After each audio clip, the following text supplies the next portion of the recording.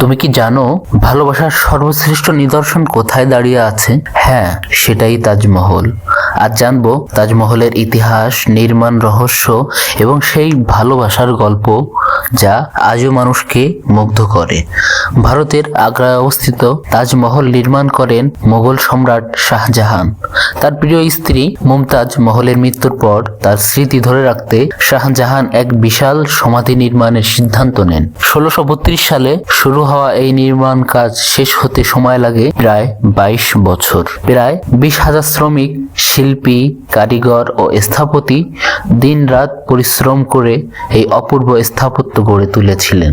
Iran, তুরস্ক ও ভারতের বিখ্যাত কারিগররা একসঙ্গে কাজ করেছিলেন তাজমহলে। তাজমহল তৈরি হয়েছে সাদা মার্বেল পাথর দিয়ে, যা আনা হয়েছিল রাজস্থানের মাকরানা এলাকা থেকে।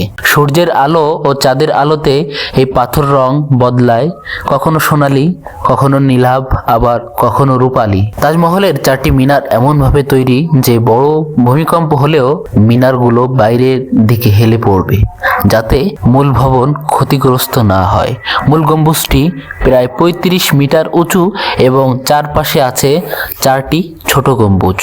ভিতরে রয়েছে শাহজাহান ও মুমতাজের প্রতীকী সমাধি। মুমতাজ ছিলেন শাহজাহানের 11তম স্ত্রী, কিন্তু সবচেয়ে প্রিয়। মুমতাজ মহলের মৃত্যুতে শাহজাহান ভেঙে পড়েন। তাজমহল ছিল তার ভালোবাসার প্রতি এক চিরন্তন শ্রদ্ধা, একটি স্মৃতি যা আজও অমর।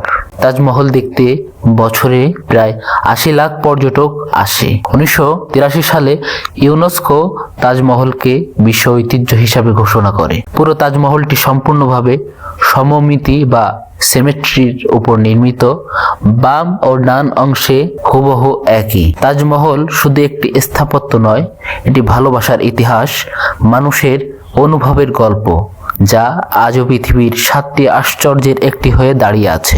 ভিডিওটি ভালো লাগলে লাইক, কমেন্ট এবং শেয়ার করতে ভুলবেন না।